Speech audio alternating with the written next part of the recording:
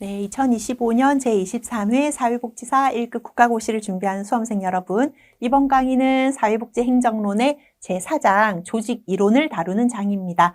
아마 각 과목별로 이론들을 배우다 보면 너무 이론이 많아요 할 텐데요. 자, 사회복지행정론에서도 이론이 생각보다 많습니다. 아마 오리엔테이션 강의를 들으신 분들은 아시겠지만 4장에만 이론이 등장하는 건 아니죠. 인적 자원 관리에서 보면 또 동기 이론들도 등장을 하고요. 그래서 각 이론들을 한번 이렇게 정리해서 공부를 해두시는 게 실제 고득점에 유리하다는 점 말씀드리겠습니다. 또 조직 이론도 예전에는 그냥 단순히 어떤 이론의 제목을 주고 그 이론의 특성으로 옳은 것은 틀린 것은 이렇게 출제되는 경우도 있었고요.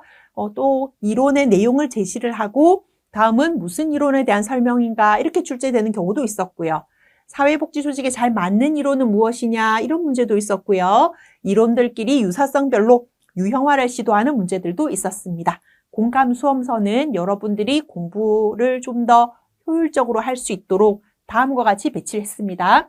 우리가 인간 행동과 사회 환경을 공부할 때도 인간에 대한 설명 이론, 환경에 대한 설명 이론, 인간과 환경의 상호작용을 설명하는 이론 이렇게 구분되지 않았습니까? 마찬가지로 조직도 환경과의 관련해서 보았을 때 환경의 영향력을 무시하는 폐쇄체계 이론, 환경의 영향을 받는다라는 것을 인정하는 개방체계 이론, 최근에 급변하는 환경을 반영한 이제 현대 조직 이론 이렇게 세 가지로 한번 분류를 해보았습니다. 자, 58페이지를 보시면 그동안 최근 7년 동안에 출제된 빈도, 분포를 볼 수 있는데요. 자, 보시면 21회 시험에는 심지어 6문제까지 출제가 되었고요. 못해도 2문제는 나옵니다. 자, 그리고 전체 이론들 중에서 가장 출제 빈도가 높은 건 도 아니면 모인 것 같아요. 가장 먼저 등장한 이론이다? 연구가 많이 되어 있겠죠. 그 이론의 장점과 한계도 많이 규명되었을 겁니다. 가장 먼저 등장한 관료제 이론 압도적으로 많습니다. 또 최근에 등장해서 사회복지 조직에 잘 맞는 이론도 있을 거예요. 총체적 품질관리 이론, 현대조직 이론 중에서 압도적으로 많이 출제됩니다. 어떤 해에는 총체적 품질관리 이론만 4문제가 출제된 해도 있을 정도이니까요. 자, 그러면 첫 번째 폐쇄체계 이론부터 하나씩 공부를 해볼 텐데 여러분은 공부할 때 이 이론은 사회복지 조직에 잘 맞는가 안 맞는가 염두에 두면서 공부를 하시면 많은 도움이 될 것 같습니다. 자, 첫 번째 관료제 이론 많이 출제된다라고 했는데요. 관료적이다라는 말은 우리가 현장에서 조금 부정적인 상황일 때 많은 이야기를 하죠. 자, 관료라고 하는 것은 때로는 융통성이 없다의 또 다른 표현일 수도 있습니다. 대신에 규칙대로, 원칙대로다라는 의미도 내포하고 있습니다. 우리가 그동안 조직을 운영하고 통제를 할 때는 내가 해봐서 아는데, 과거에도 그렇게 했는데와 같은 전통적인 권위를 기반으로 해서 조직을 통제하고 운영을 해왔습니다. 하지만 관료제 이론은 그게 아니다. 그게 전통이었다 하더라도, 그게 과거에는 먹혔다 하더라도 지금은 규칙이 바뀌었잖아. 우리 매뉴얼이 달라졌잖아. 이렇게 이제 조직을 운영하는 겁니다. 조직은 규칙을 기반으로 하여 운영을 한다. 그럴 때 효율적이다. 왜냐하면 시간 낭비를 하지 않아도 되기 때문에. 의사결정하는데 고민을 하지 않아도 되기 때문에 라는 거죠. 관료제 이론의 핵심 단어는 규칙대로 해야 효율성이 높아진다라는 개념입니다. 자, 그러면 사람을 다루는 사회복지 조직은요. 규칙의 상상 벗어나 있는 예외 상황들이 존재할 거 아닙니까? 그러면 그 예외 상황을 관료제에서는 인정을 해주질 않습니다. 왜냐하면 그런 예외를 하나하나 인정해 주기 시작하면 원칙이 무너져 버리잖아요. 그래서 예외를 두지 않는다라고 하다 보니 때로는 사람을 좀 소외시키는 경우도 있고 사람을 인격적으로 무시하는 경우도 있고 융통성이 없다라고 비판받기도 하고 새로운 걸 만들어내지를 않고 그냥 규칙, 기존에 있던 관행만 지킨다라고 해서 무사안일주의다라고 비판하기도 합니다. 따라서 사회복지 조직에 잘 안 맞는 이론이다라고 말할 수 있겠는데요. 그래도 사회복지의 전달체계 안에 여러 조직들이 있을 테니 그 중에서 비교적 관료제 이론이 좀 들어맞는 걸 찾는다면 공공조직 이론이 맞겠죠. 왜냐하면 공공행정이라고 하는 것은 정책, 제도를 집행하는 거기 때문에 지침, 매뉴얼, 자격, 요건을 원리, 원칙대로 고수하는 경우들이 많이 있을 겁니다. 자, 60페이지 관료제의 특성, 문제점 표로 제시하고 있는데요. 미리 정해진 규칙대로 움직인다. 규칙을 기반으로 분업, 업무를 나눈다. 그러니 그 분업에 맞춰서 수직적인 구조, 위계적인 구조, 책임 소재 이런 게 발생한다. 하지만 단점이라고 하는 것은 그게 위계적이라는 것은 피라미드형의 구조라는 것이죠. 피라미드의 꼭지점에 있는 사람의 권력이 중요할 거 아닙니까? 집권이 아니니 이제 분권이 아니라 집권이 되는 이런 현상들이 발견될 것이고 새롭게 뭔가를 만들어내는 것보다는 기존에 하던 일을 하는데 초점을 두다 보니 급변하는 욕구에 대응하지 못한다는 한계도 있을 것이고 규칙대로 한다, 매뉴얼이 그렇다, 예외는 없다. 그러니 클라이언트를 비인격화하게 되는 경우들도 있고 때로는 지나치게 형식을 따지다 보니 주객이 전도되는 규칙이라고 하는 건 단순히 수단에 불과한데 그게 전부가 돼버리는 이를 우리는 목적 전치라고 하죠. 어떤 조직의 목적, 목표 달성을 위해서 존재하는 게 규칙이어야 되는데 규칙이 더 우선시되는 이런 현상들이 나타납니다.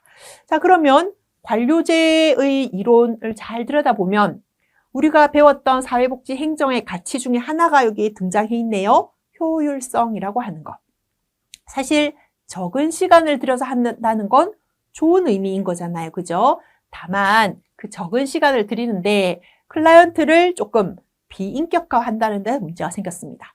그럼 효율성을 지키는데 조금 다른 방법으로 하는 건 없을까 해서 등장한 이론이 두 번째 과학적 관리론입니다. 자, 과학적 관리론도 보면 첫 번째 줄에 효율성이라는 개념이 있습니다. 그죠? 적은 시간을 들여서 많은 결과물을 만들어내겠다 하는 원칙인데요. 다만 이제 관료제는 규칙대로 하자 하는데 초점이 있었고 과학적 관리론은 그게 아니고 기획과 실행을 분리하자. 즉 기획을 다 하다 보면 그 기획 과정에서 시행착오를 다 거쳐서 어느 업무의 절차가 딱 만들어지겠죠? 이 순서대로만 하면 됩니다. 이렇게 되는 거예요. 작업 공정을 단순화하고 불필요한 동선을 없애버리는 겁니다. 컨베이어 벨트가 돌아가는 장면을 머릿속에 떠올리면 될 거예요. 관료제 이론에서는 규칙대로이죠. 매뉴얼대로. 근데 매뉴얼대로 하는데 업무의 순서에 대해서는 명시해 있지 않았습니다. 하지만 과학적 관리론은 여기서 재단을 하세요. 재단한 걸 오리세요. 오리고 나면 그걸 시침질을 하시고 시침질이 끝나고 나면 박음질을 하시고 박음질을 하고 나면 시침질한 거를 실밥을 뜯으시고 거기에다가 지퍼를 다시고 지퍼 단 다음에는 단추를 다시면 됩니다. 업무 순서는 이렇게. 그러면 작업장의 동선을 시침질하는 사람과 단추 다는 사람이 옆에 있으면 안 되겠죠. 시침질하는 사람 옆에는 박음질하는 사람이 있어야 될 것이고 지퍼 다는 사람 옆에는 단추 다는 사람이 있어야 될 것이고 그러면 우왕좌왕 왔다 갔다 할 필요가 없겠죠. 그리고 그거를 전체를 총괄하는 기획하는 사람은 따로 있고 이거를 실행하는 사람은 따로 있고 분리하면 된다라는 게 과학적 관리론입니다. 규칙이 중요한 게 아니다. 생산의 극대화를 위해서는 작업 동선이 중요하다. 그리고 기획하는 사람이 실행하고 실행하다 기획하고 이러면 우왕좌왕한다. 기획과 실행은 분리한다. 기획은 관리자가 한다. 실행은 실무자가 한다. 이렇게 구분을 했습니다. 그래서 불필요하게 동선이 꼬여지지 않으니까 불필요한 노동력의 손실도 없는 거예요. 사실 왔다 갔다 할 때 에너지를 많이 소비하는데 그런 게 없어지는 거죠. 책상의 높이를 어느 정도로 높이는 게 생산성에 도움이 될 것인가? 혹은 서서 하는 게 도움이 되는가? 앉아서 하는 게 도움이 되는가? 바닥에 앉는 게 좋은가? 의자에 앉는 게 좋은가? 이런 것들을 기획팀에서 충분히 시뮬레이션을 해서 최종 결과물대로 하기만 하면 되는 거예요. 그러니 과학적 관리론에서는 사람들하고 어울리는 것에 대한 필요성을 못 느끼는 거죠. 작업 공정대로 빨리빨리 이렇게 돌아가야 되는데 옆에서 담소를 나누고 있다? 그럼 작업에 차질이 생기잖아요. 그죠? 그러니까 사람들 간의 이제 인간관계보다는 이 작업 동선, 여기에 초점을 두게 되고, 그리고 생산성을 높이기 위해서 사람들은 금전에 반응한다. 이렇게 보았습니다. 그래서 성과급제라는 걸 도입합니다. 예를 들어 100개 만든 사람은 100만 원의 월급을 줄 것이고 1000개 만드는 사람은 1000만 원의 월급을 줄 것이다. 어떻게 하겠습니까? 어이쿠, 1000만 원 벌려면 더 열심히 해야지. 야간 잔업해야지. 이렇게 조직을 운영하는 게 과학적 관리론입니다. 어쩌면 제조업에서는 이게 맞을 수도 있겠지만 서비스업에서는 이게 조금 안 맞을 수도 있잖아요. 그죠? 그리고 이렇게 이제 조직의 동선을 아무리 이렇게 중요하게 본다 하더라도 사회복지 조직은 사람을 상대하는 곳이거든요. 근데 사람들 간의 어떤 인간관계에 대해서는 크게 관심이 없었다는 거. 사람들은 금전에만 반응할 것이다? 아닐 수도 있죠. 나는 워라밸이 좋아. 6시 칼퇴근하겠어. 나 1000만 원 원치 않아. 그냥 6시에 칼퇴근하고 가족들과 시간 보내고 자기 개발하는 게 좋아. 그렇게 생각하는 사람들도 있을 텐데 모든 사람은 금전에 반응할 것이다 라고 전제했다는 점에서 과학적 관리론이 갖는 한계점도 있습니다. 자, 61페이지에 보시면 특징과 문제점이 한 번에 정리가 되어 있네요. 과학적 관리론은 우리 조직이 달성해야 된 성과 목표 이 정도인데 그러려면 동선은 이렇게, 기획은 이렇게, 실행은 이렇게 이런 것들을 강조했다라는 거죠. 분업을 통해서 성과급을 통해서 효율성을 높이겠다라는 데 초점을 두고 있지만 그 과정에서 문제점이라고 하는 건 조직 구성원들 사이에 심리사회적인 거, 인간관계에 대한 거, 비공식적인 집단에 대한 거 무시했다. 사람은 금전, 경제적인 동기에 의해서만 움직일 것이다 라고 보았는데 모든 사람이 그런 건 아니다라는 것을 간과했다라는 데 문제점이 있습니다. 자, 61페이지 밑에 보면 회색 박스 안에 신공공관리론이라는 게 있는데요. 우리가 공공조직을 설명하는 이론을 관료제의 이론이라고 했잖아요. 근데 일찍이 관료제 이론은 아주 오래전에 등장한 이론이기 때문에 조사 연구가 많이 되었어요. 그럼 관료제 이론의 한계를 보완하는 새로운 관료제 이론이 등장하겠지요. 그게 신공공관리론입니다. 즉 관료제 이론에 시장 자본주의를 조금 접목시킨 겁니다. 예를 들면 시장 경제에서는 마케팅 중요하게 생각하죠. 홍보 중요하게 생각하죠. 그 두 개를 조금 접목시켜서 관료제의 한계를 조금 이렇게 상쇄시키려고 했던 거를 신공공관리론이라고 합니다. 자, 62페이지 회색 박스 안에 보면 행정관리론 있는데요. 우리가 방금 과학적 관리론의 한계점 발견했잖아요. 그죠? 사람은 금전에만 반응할 것이다. 그리고 사람들은 인간관계에 크게 관심 없다라고 했는데요. 행정관리론은 그거 우리 보완하겠다.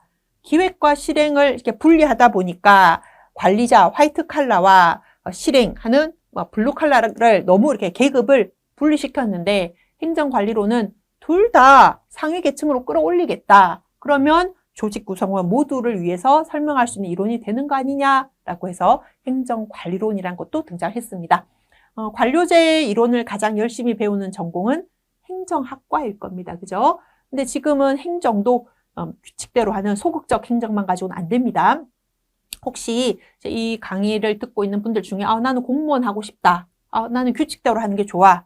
혁신적인 일, 창의적인 거 싫어. 그랬다가는 공직사회에도 적응을 못할 수 있을 겁니다. 왜냐하면 최근에는 이런 공직사회에서도 적극적 행정을 해서 세수를 재정을 깎는 거죠. 아껴 쓰는 그런 공무원들에게 성과급을 주기도 하고 공무원은 연공 서열대로 승진한다 옛날 말입니다. 지금은 연간 단위로 업무 성과 평가를 해가지고요. S등급, A등급, B등급 이렇게 해서 차등, 인센티브도 주고 예전과는 많은 변화를 보이고 있습니다. 자, 이런 것들은 행정 조직의 시장 자본주의를 접목시킨 것이죠. 그래서 신공공 관리 이론도 등장한 거고 또 행정관리론과 같이 이제는 사무직에도 이 이론을 조금 접목시켜서 과학적 관리를 새롭게 평가해보자 하는 그런 노력들도 있기 때문에 공무원 철밥통 그거 믿고 고용 안정성 그거 믿고 갔다가는 적응하지 못하고 금방 그만두게 되는 경우들도 많이 있을 겁니다.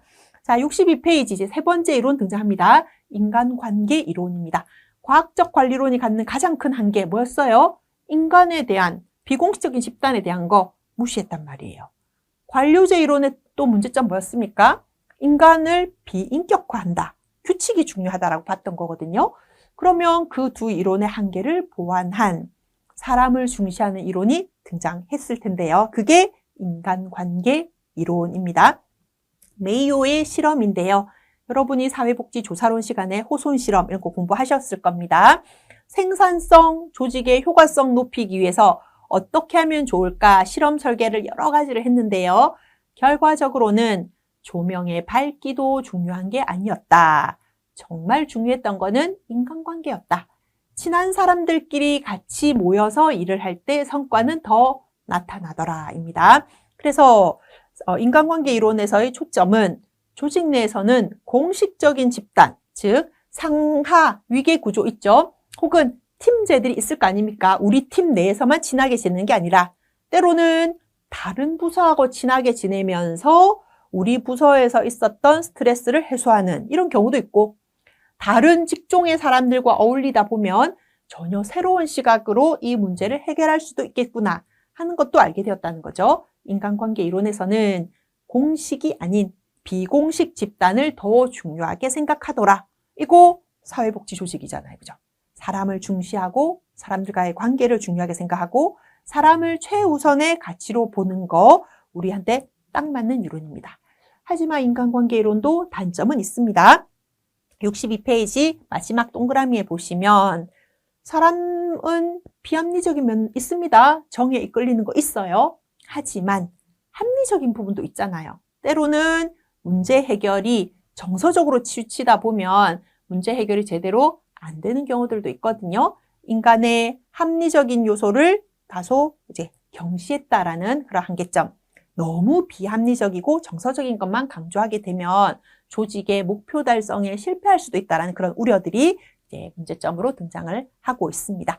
그러니 이제 이 인간관계 이론도 전부 다 맞다라고는 볼 수가 없으니 인간관계 이론을 조금 세분화시킨 게 등장합니다. 그게 바로 XYG 이론입니다.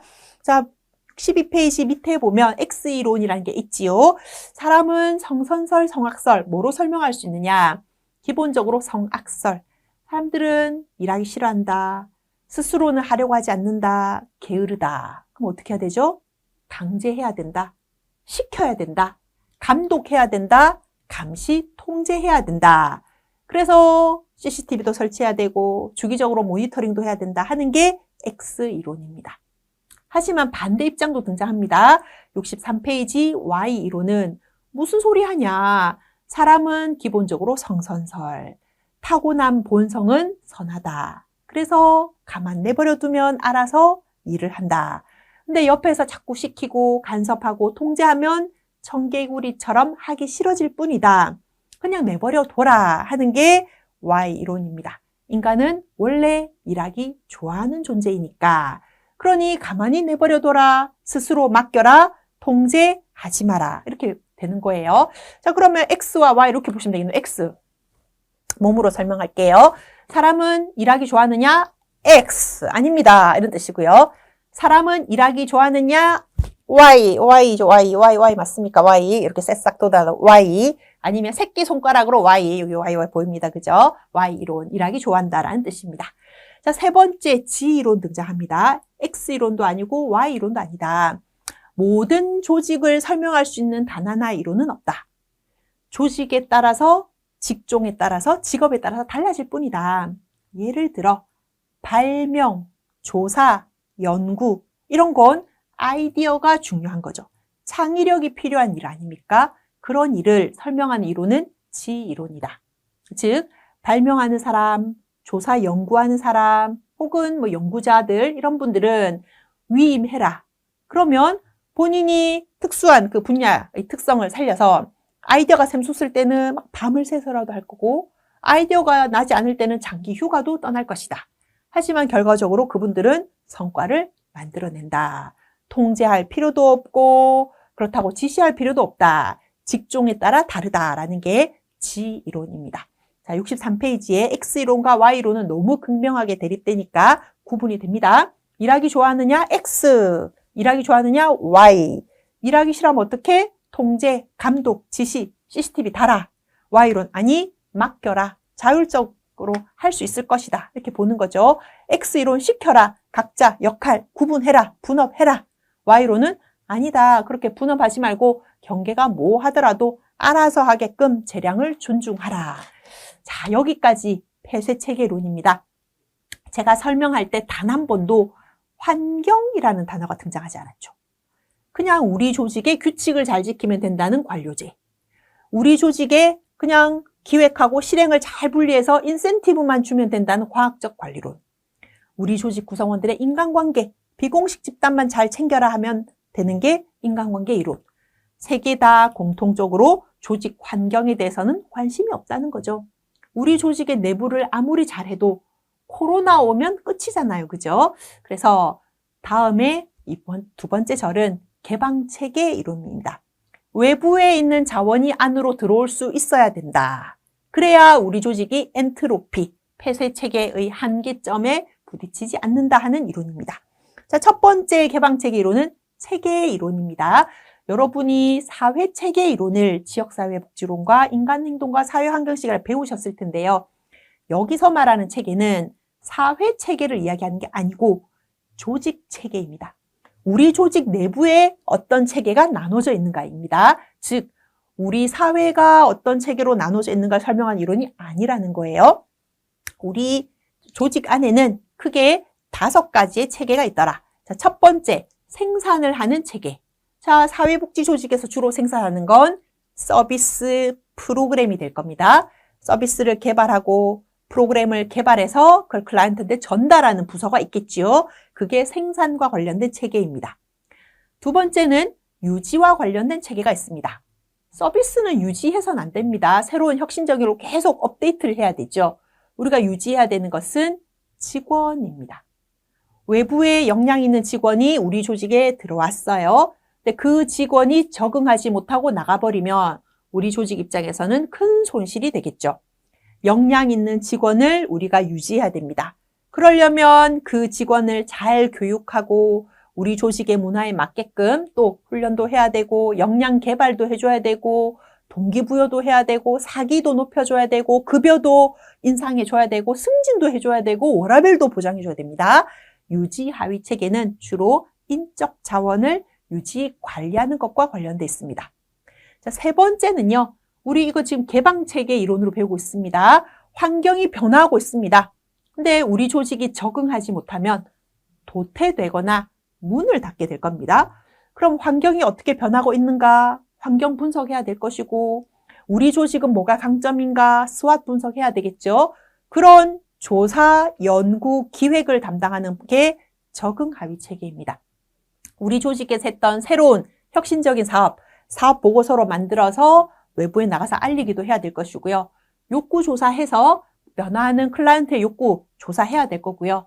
우리가 했던 사업 평가해서 평가 결과 보고서도 내놓아야 됩니다. 그래야 환경이 변화해도 우리 조직은 살아남을 거 아닙니까? 그런 것들을 적응 하위 체계라고 합니다. 자, 우리 지금 개방체계 공부하고 있어요. 외부의 자원이 우리 조직 안으로 들어와야 되고 우리 조직 안에 있는 자원들이 외부와 공유를 해야 됩니다. 예를 들면 욕구 조사하고 평가 조사했는데 우리만 알고 있으면 뭐합니까? 밖에 나가서 발표해야죠. 그러려면 팜플렛도 만들어야 되고요. 게시판도 꾸며야 되고요. 마케팅하기 위해서 외부에 나가서 우리 조직에 대해서 우리가 좀 적극적으로 알리는 사람이 누군가는 있어야 됩니다. 그게 경계 하위 체계입니다. 외부, 내부를 넘나드는 거. 적극적인 홍보, 마케팅을 의미하는 겁니다. 자, 이 4가지 부서가 서로 경쟁하면 안 되겠죠. 조직이 정부로부터 보조금을 받았는데 프로그램 개발만 필요하다. 주장해서도 안 되고요. 인적 자원 관리가 중요하다. 사람한테 인건비로 다 써버려서도 안 될 거고요. 조사 연구가 필요하다. 그래서 실무 안 보는 사람 있어서도 안 될 거고요. 맨날 홍보와 마케팅 한다고 해서 우리가 영리 조직인가 비영리인가 헷갈리게 해서도 안 될 겁니다. 4가지가 잘 균형, 조화를 이루어야 되겠죠. 그게 5번째, 관리 하위 체계입니다. 이 4가지의 체계들 간에 서로 균형, 리더십은 그런 겁니다. 4개의 부서 간에 서로 갈등하지 않도록 조화롭게 잘 이루어질 때 그 조직은 성장할 겁니다. 체계 이론의 문제는 설명을 해주고 이게 어느 체계에 해당하는가 그렇게 출제가 됩니다. 예를 들면 조사 연구 보고서를 작성하고 있다. 아, 이거 적응하는 거구나. 홍보 마케팅 부서의 인력을 충원하고 있다. 홍보 마케팅, 인력을 충원, 이렇게 해서 문제를 푸시면 체계 이론 어렵지 않습니다. 개방 체계의 두 번째 이론은 외부 환경 중에 우리가 제일 중요한 거 두 가지를 꼽으라라고 하면 정치 환경, 경제 환경입니다. 누가 우리 지역의 구청장님이 되느냐, 누가 우리 지역의 도지사 혹은 시장님이 되느냐, 누가 대통령이 되느냐에 따라서 복지가 확대되기도 하고 복지가 축소되는 거 우리 너무 많이 봤습니다. 경제가 호황이냐 경제가 불황이냐에 따라서 우리 보조금이 혹은 모금, 후원금이 늘어나기도 하고 줄어드는 것도 봤을 겁니다. 외부 환경에서 두 가지 무시할 수 없습니다. 비영리 조직인 사회복지 조직의 특성상 의존하고 있으니까요. 자, 64페이지에 보시면 나와 있습니다. 정치 경제 이론은 조직을 운영하는데 정치적인 요인도 중요하다, 경제적인 요인도 중요하다. 그래서 정치적인 자원, 경제적인 자원을 많이 가지고 있으면 그 조직은 유리하다, 이런 거지요. 그러니 우리 조직이 처해 있는 환경을 잘 살펴야 되는 거예요. 경제 위기 상황이네. 후원자들이 후원을 중단할 수도 있겠구나. 이때일수록 더 후원자들한테 감사한 마음을 가져야 되겠다. 후원자들한테 감사의 편지를 돌리자. 이렇게 노력해야 되는 거예요. 구청장님이 새로 바뀌었네? 큰일 났다. 새로운 구청장님은 복지보다는 성장에 더 관심이 있다. 정부 보조금 삭감될 수 있겠구나. 우리 기부 후원 늘려야 되겠다. 모금의 프로포절 더 열심히 써야 되겠다. 그런 걸 빨리 캐치해야 되잖아요. 우리만 열심히 하면 돼. 구청장님이 아무리 복지에 관심 없어도 괜찮아. 경제가 불황이어도 그래도 우리 후원자들은 우리 믿고 후원해 줄 거야. 그것만 믿고 있다가는 조직이 위기 상황에 처할 수 있다는 게 정치 경제 이론입니다. 그러니 조직의 리더라고 한다면 우리 조직의 구성원들이 열심히 일을 하는지, 모니터에 혹시 카카오톡 PC 버전을 켜고 있지는 않은지 막 순찰하듯이 돌고 사무실 안에만 지키고 그런 리더가 되어서는 안 되겠죠. 정치적 자원과 경제적 자원의 흐름을 파악하려면 외부로 발빠르게 움직여야 됩니다. 그래서 외부의 역학관계가 어떻게 되고 있는지, 우리 조직의 내부에는 그게 어떤 긍정적 영향을 미칠 것인지 부정적 영향을 미칠 것인지 맨눈으로 관찰할 수 있는 그런 리더가 필요한 겁니다. 정치 경제 이론은 정치 자원, 경제 자원을 중요하게 생각하는 이론입니다. 자, 세 번째 이론은요. 또 자원 중에 하나가 법, 제도 자원입니다. 제 아무리 정치적인 요인이 힘들고 경제적인 요인이 어려워졌어요. 즉 우리 시장님이 혹은 우리 구청장님이 복지에 관심이 없어. 어떻게든 관광 자원을 개발할까? 어떻게든 케이블카를 만들까? 어떻게든 출렁다리를 만들까에만 열을 올리고 있어. 그래서 짚라인 설치하는 데는 예산을 아낌없이 쏟는데 복지 예산은 삭감하고 있어. 근데 경제 위기야. 소상공인들도 어려워. 기부자들은 줄어들고 있어. 어떡하지? 했는데 마침 법이 하나 만들어졌다? 안심하게 되잖아요. 그죠? 그래서 우리는 그런 법, 제도, 자원에 대해서도 눈을 지켜두고 있어야 됩니다. 자, 65페이지 세 번째 개방 체계 이론은 제도 이론입니다. 조직을 운영하는데 제도도 너무 중요하다. 우리가 열심히 잘해보려고 뭔가를 했는데 알고 봤더니 그게 법률 위반이었다. 그럼 우리는 감사 지적받는 거고요. 다음에 위수탁 심사에서 불이익을 경험할 수밖에 없습니다. 몰라서 법을 위반한 일이 있어서는 안 될 거 아닙니까? 그죠? 하지만 남들은 알아주지 않죠. 그 법과 제도와 규칙도 모르면서 복지시설을 운영하셨습니까? 이렇게 돼버리니까요. 그래서 우리는 법, 제도를 잘 준수해야 됩니다. 그게 법, 제도를 잘 준수하다 보니까 결과적으로 사회복지시설 기관들이 비슷비슷해지고 있는 거예요. 자, 첫 번째는 강제적으로 그 법과 제도를 지켜야 되니까요. 예를 들면 장애인 의무 고용 제도가 도입되면 모든 기관에서는 장애인을 고용하게 될 겁니다. 혹은 사회복지사 자격제도의 개편, 그러면 그 자격제도에 부합하는 직원을 채용하게 되겠죠. 예를 들면 음식점에 대해서는 식품안전 담당자를 채용해라. 우리 복지관 경로식당 운영하고 있고 카페 운영하고 있으면 이 직원 채용해야겠네. 그러면 조직들이 비슷비슷해지겠죠. 법을 지키고 제도를 지키다 보니 조직이 유사성을 띠더라 하는 걸 강제적 동형화라고 합니다. 자, 두 번째는 잘하는 조직들은 그거를 널리 알릴 거 아닙니까? 유튜브 영상도 올리고요. 브이로그도 찍고 있고요. 사업 보고서도 내놓고 책으로 출판도 할 거고 학술 대회 가서 발표도 하게 될 겁니다. 우리는 잘하는 데를 벤치마킹하고 싶잖아요. 그럼 잘하는 데를 따라 하다 보면 다 비슷비슷해지겠죠. 그래서 어느 지역에서 나눔 냉장고 운영하니까 저거 괜찮다. 우리도 하자. 모든 지역이 나눔 냉장고. 어느 지역이 공동 빨래방 운영. 그래. 1인 가구들 집집마다 이거 세탁기, 건조기 두기에는 공간이 부족하겠네. 빨래를 넣을 공간도 부족하겠네. 빨래방 하면 되겠다. 모든 비영리 조직들이 빨래방 사업 비슷해진단 말이에요.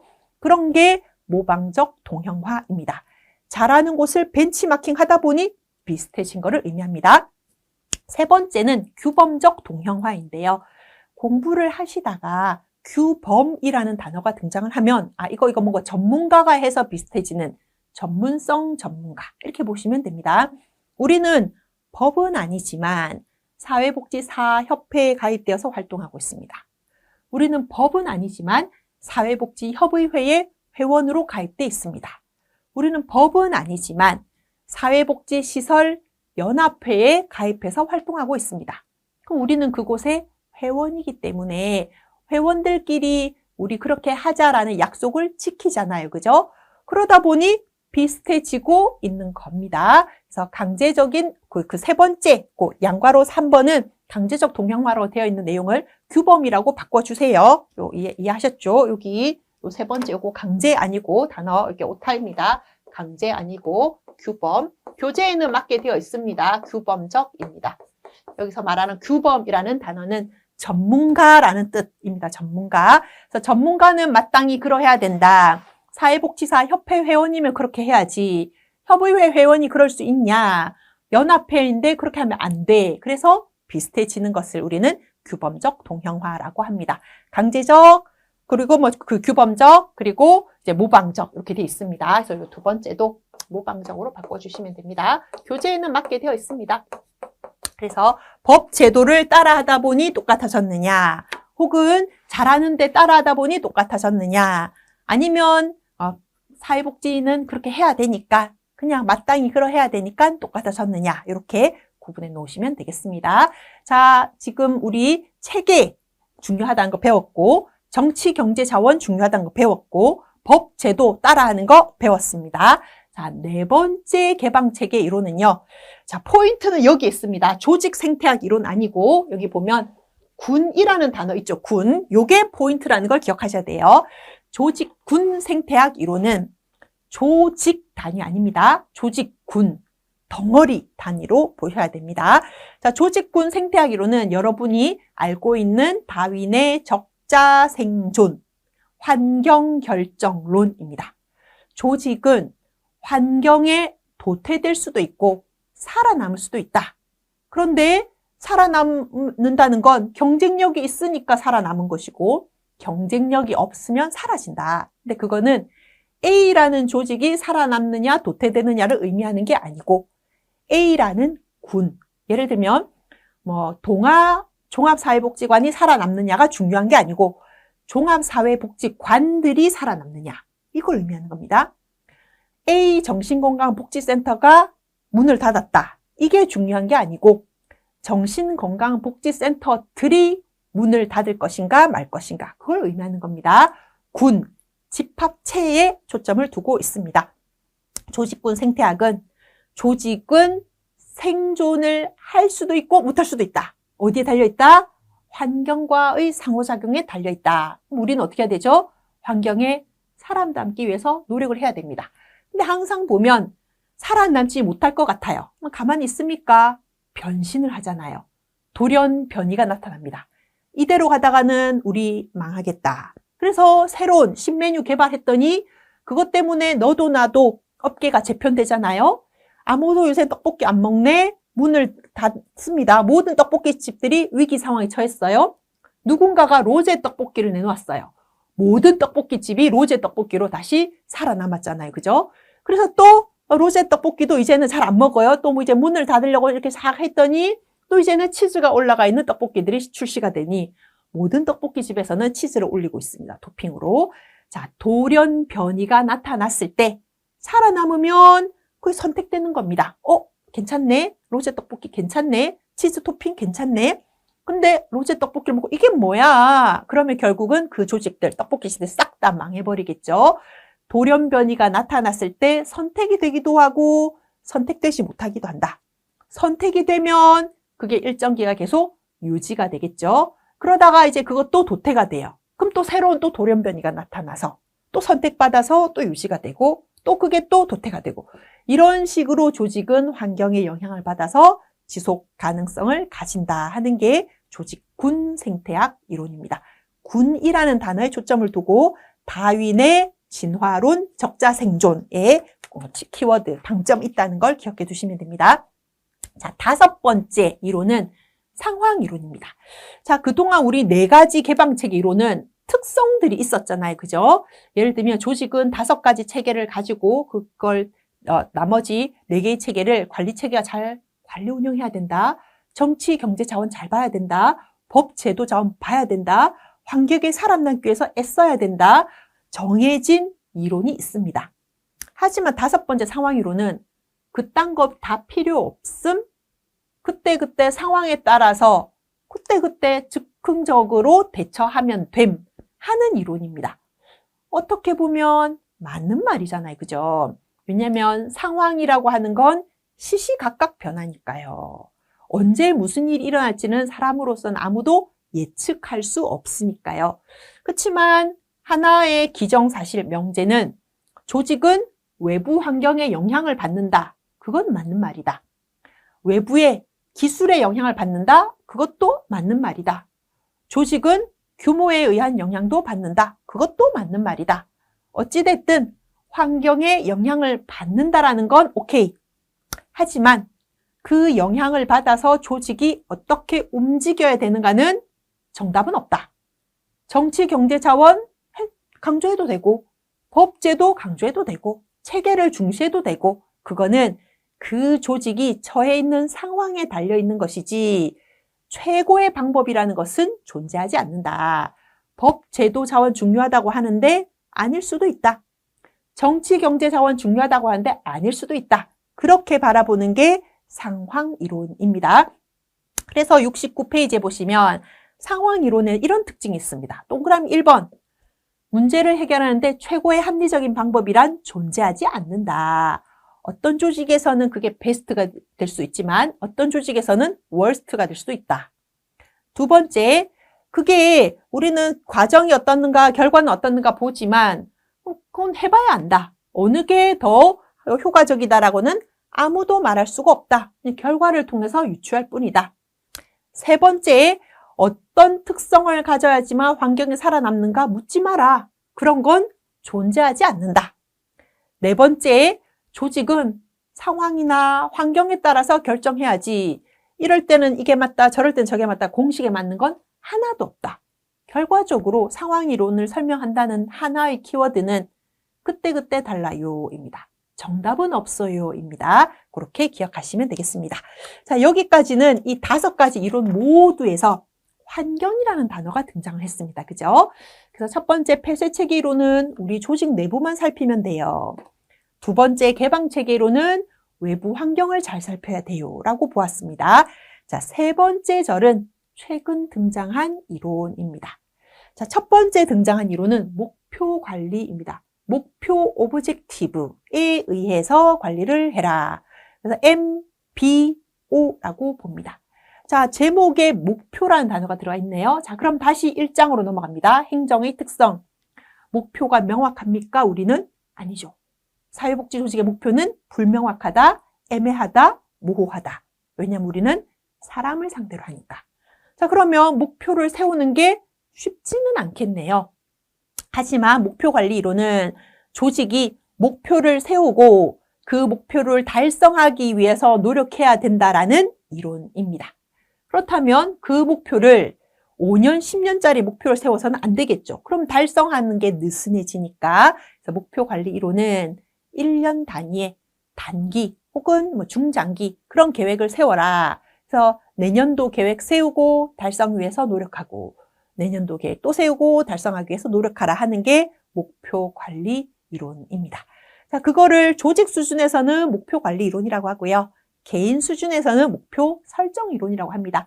여러분도 목표를 세우고 그 목표를 달성했을 때 동기부여가 되잖아요. 마찬가지로 조직도 목표를 세우고 그거를 달성했을 때 조직 구성원들이 동기부여가 되어서 또 새로운 목표를 세울 수 있다라고 보는 겁니다.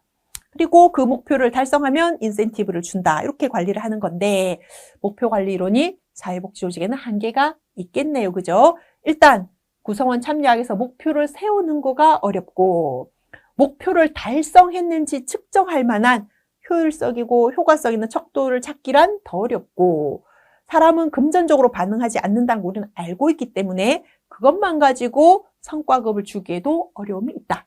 예를 들어 나는 10명 상담했으니 10만 원 주세요. 저는 100명 상담했으니 100만 원 주세요.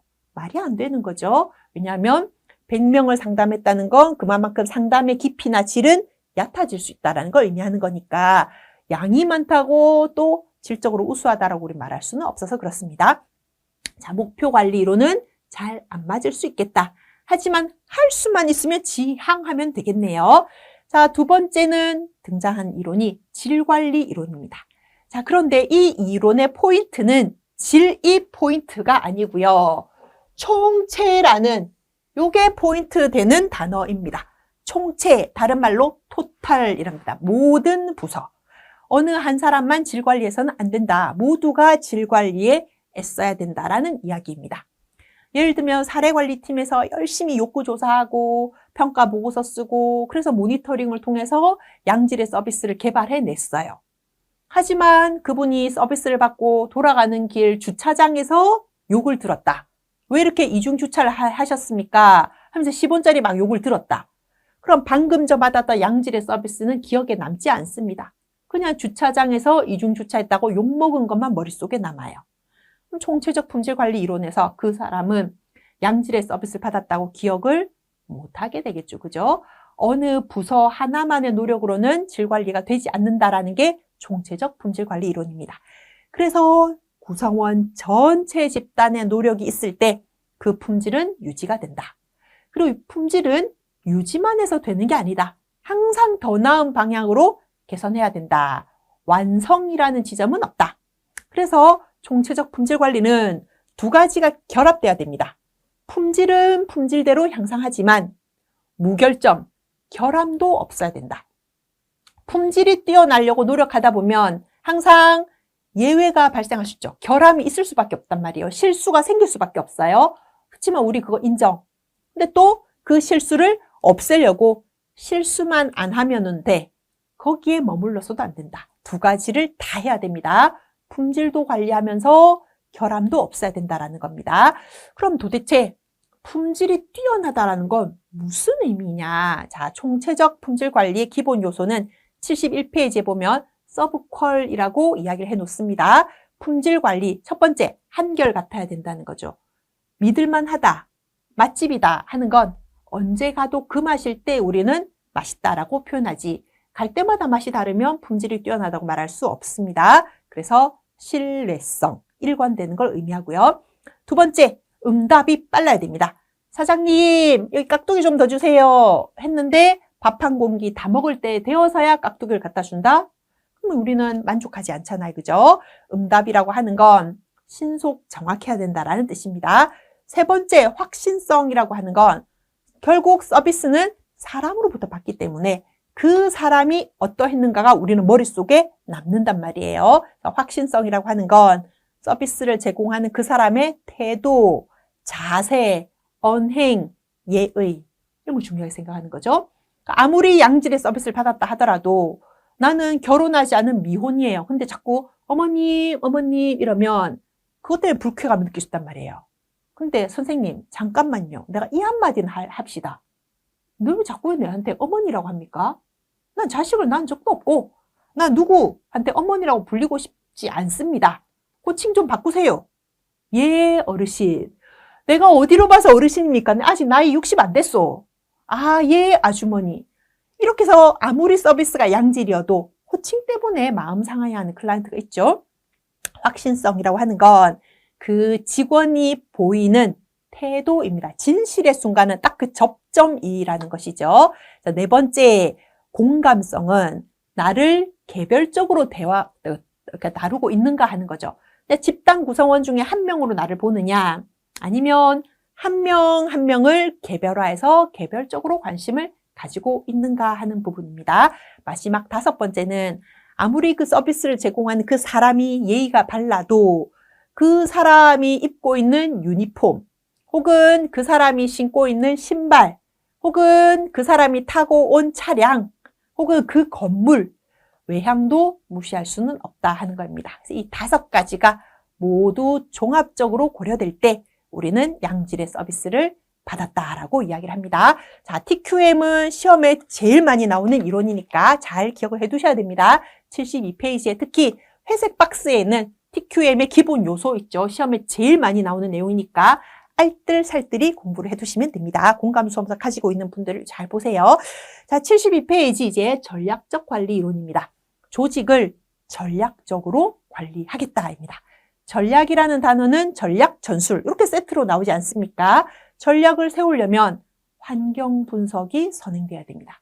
우리는 지금 공격적으로 마케팅을 할 때인가 아닌가? 우리는 지금 조직의 직원을 관리할 때인가 아닌가? 어떻게 하느냐? SWOT 분석을 해라.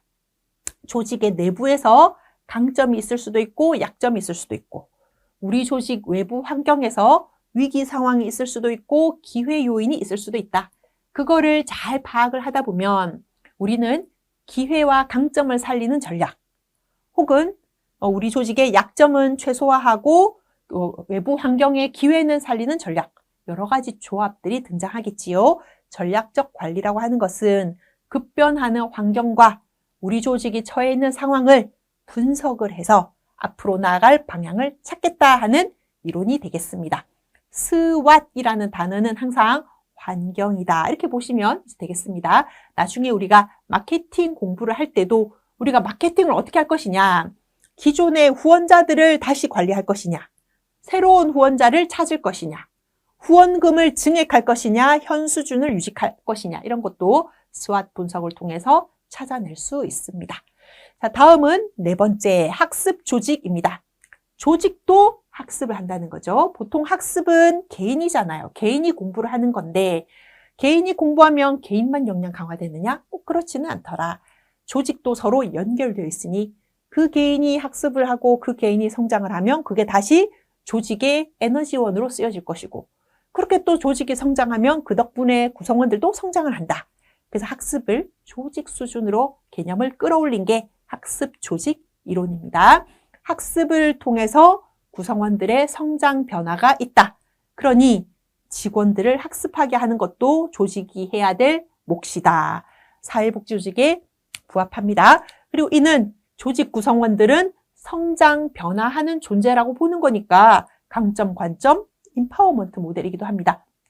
구성원들은 문제가 많아, 약점이 많아.